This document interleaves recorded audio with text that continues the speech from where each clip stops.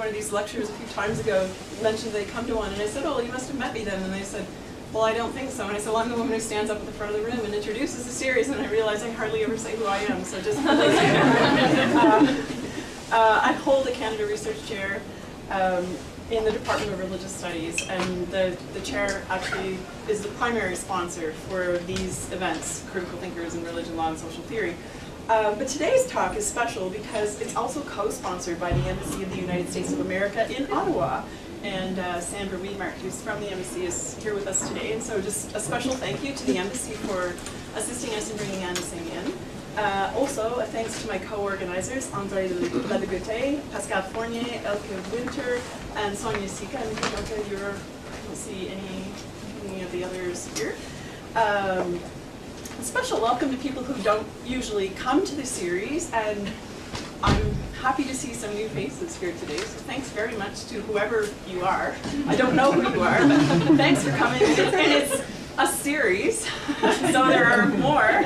And I'll just mention the last two of the year, since I have you here as a captive audience. Grace Davey will be speaking on March the 7th at 4 p.m. the usual time. And then for those of you who are regular attenders, and those of you who have just realized what a fabulous series this is and why haven't you been here all along for the last 3 years, I don't know, but we'll have a time change for our last speaker of the series this year. It's Tariq Madood, and he's coming on March the 21st, but exceptionally, he's speaking at 3 p.m. instead of at 4. So just mark that on your calendars and take a note. We'll also circulate a notice to those of you who are on our email notice list, and if you're not on our list and would like to be, let me or Tess or Heather or Marianne. Marianne is in the purplish sweater at the back of the room, and Heather's in the grayish sweater at the back of the room. So if you want to be on the list, please let us know. Also, I do want to thank Marianne Abu Hamad, who's our information officer. No, we just recently switched roles in the office, so now I'm not remembering who does what any longer. Tess Campo, who is our information officer, Marianne, who's our project assistant, and Heather Shipley has not changed roles, is always the stalwart and perfect project manager. So thanks to the three of them for pulling this together and making the arrangements as always. So without further ado, because you've not come to hear advertisement, and thanks, I'm sure you have come to hear Anna Tsing from the University of California at Santa Cruz. Her title talk today is Critical Description After Progress, Recognizing Diversity in Damaged Times. She teaches anthropology at the University of California, Santa Cruz, and I'm especially familiar with her work Friction, which was recommended to me by a friend of mine who's also an anthropologist.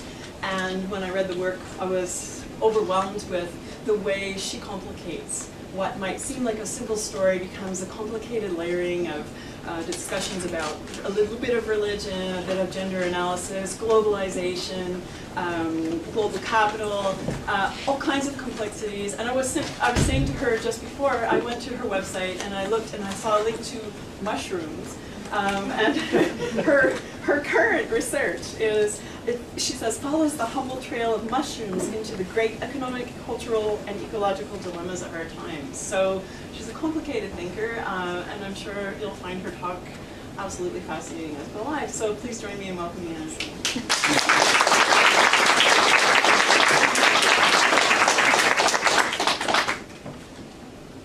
Thanks so much, and it's a real honor to get to speak to you today. And for those of you who do come to this series to find out about religion, you'll have to indulge me that I won't be speaking about formal religion today, although I will be talking about diversity. And worse yet, after I gave the title for the talk, actually, let me do, can people hear me without a microphone? You're doing fine? Anybody worried? I'm going to take it off if that's okay. If you have trouble at the back, yes, so just gently put your hand up just to let us know that you're not, that she might want to speak a little louder. Okay, I thought I was going to speak. Oh, okay, sure. Thank you. Now let's see if I can make it work again.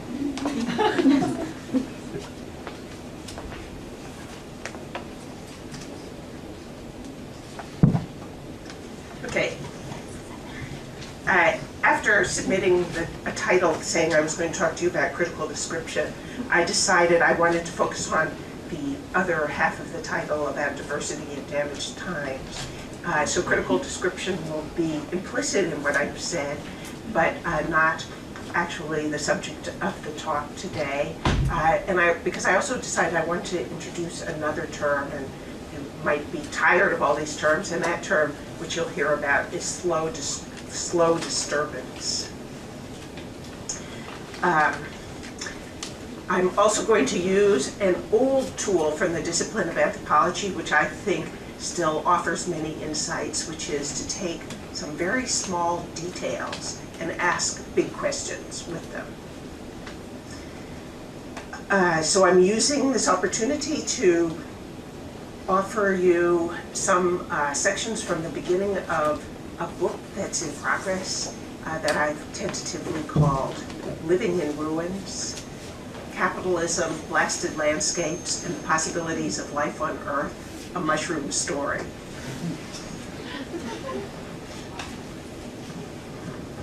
When Hiroshima was destroyed by an atom bomb in 1945, it is said, the first living thing to emerge from the blasted landscape was a matsutake mushroom. Matsutake is a wild mushroom that lives in human-disturbed forests. Like rats, raccoons, and cockroaches, it's willing to put up with some of the environmental messes humans have made.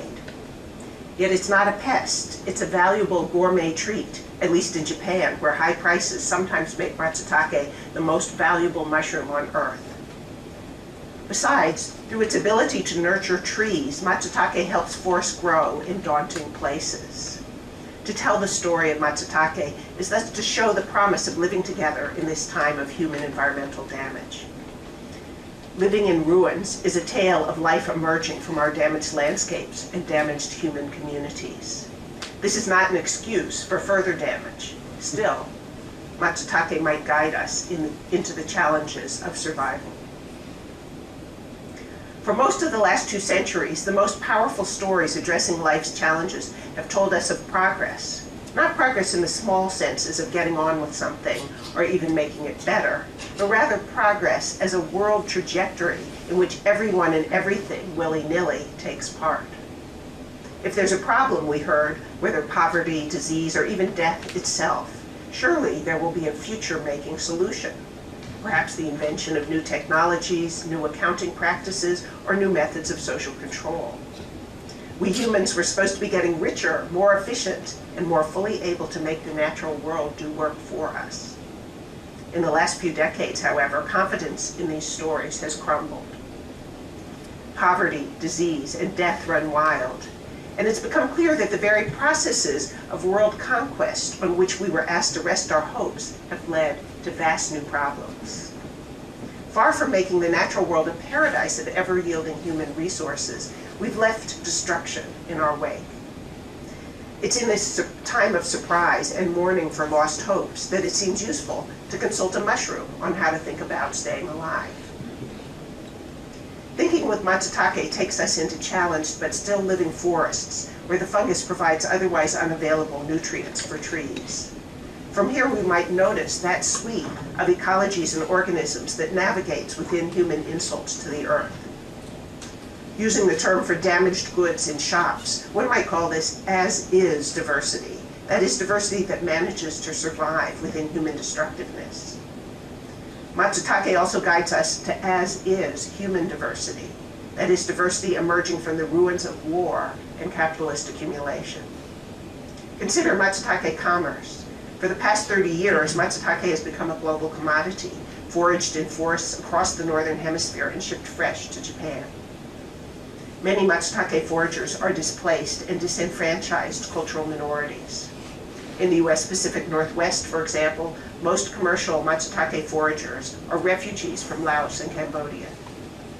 Because of high prices, matsutake makes a substantial contribution to livelihood wherever it is picked, and it even allows cultural revitalizations. To tell of matsutake commerce, however, is not exactly a story of hope. Commercial foraging is a better than usual way of getting by for those with no other way to make a living. But it's not the future of most people's dreams. It's a form of precarity that is, life without the privilege of stability. Most of the mushroom foragers I spoke with have terrible stories to tell, not only stories of displacements and losses due to war, but also of displacements and losses due to the global concentration of wealth that characterizes our times. Such displacements do not blunt communal identities as progress stories would have it. Foraging, like other forms of livelihood, has become a platform for building communal agendas and ways of life. Cultural diversity here emerges from the ruins of disaster. As with non-human survivors, this is as-is diversity, contaminated with the flaws of ruination rather than a Garden of Eden. We may not love it, but it's what we have. Despite the fact that it characterizes so much of the world around us, as-is diversity, both biological and cultural, has been largely irrelevant in the most powerful ways of knowing the world. Progress stories narrowed our attentions. Progress moves the whole world forward. If you see something that does not fit with this forward movement, you either squash it or ignore it. Progress required the conquest of nature, and organisms neither amenable to conquest nor standing rudely in its way were not worth noticing. Progress required the makings of new kinds of human beings, communal human practices that neither corresponded to the standards of progress nor actively resisted them were not worth noticing. Progress stories let as-is diversity slip by. Besides, through much of the 20th century, diversity was considered the regrettable but necessary victim of progress, the collateral damage of world improvement. In this light, diversity seemed archaic, removed from the contemporary world. When protecting biocultural diversity became a public cause in the late 20th century, it was primordial diversity, not still molten, contaminated forms, that came to people's attention.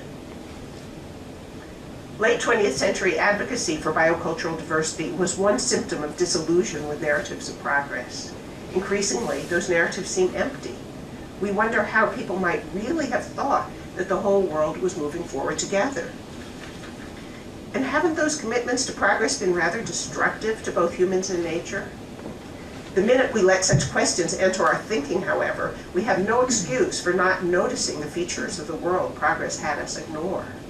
If we want to learn something about the world without expectations of progress, emerging forms of ecological and cultural diversity, the varied survivors of conquest, profit, pollution, and genocide, belong in the forefront of our attention. And that's what I was calling critical description, which I told you I wasn't going to talk about. Not all situations, however, promote life in any form. We need distinctions between forms of human disturbance that cause wholesale death and those that support multi-species life, however compromised. Matsutake can help. In Japan, 2011 was a year for thinking about life and death through Matsutake. Japan's Global Satoyama initiative had just fully opened, offering a distinctive Japanese contribution to the conservation of biological and cultural diversity. Satoyama are traditional peasant landscapes combining rice agriculture, water management, and woodlands. The woodlands, the heart of the Satoyama concept, were once used for firewood and charcoal making as well as non-timber forest products. By 2011, the most valuable product of the Satoyama woodland was the gourmet wild mushroom matsutake. To restore woodlands for matsutake encourages a characteristic suite of other living things, pines and oaks, understory herbs, insects, birds. Matsutake thus becomes an icon of renewal through the restoration of valued multi-species landscapes. In March of that year, however, the Fukushima Daiichi nuclear power plant spewed radioactivity across northeastern Japan. Wind and water, as well as the actions of humans and other living things, spread the radioactivity far beyond its original site of release. Mushrooms are effective collectors of radioactive cesium. The matsutake that emerged in the fall of 2011 in Fukushima Prefecture and beyond were pulsing with radioactive decay. Radioactivity can kill living cells, but even more dangerously, it can merely injure them, damaging DNA recipes for future life. Eating radioactive food introduces radioactivity into the body of the eater. Radioactive matsutake are icons of death for humans and other species.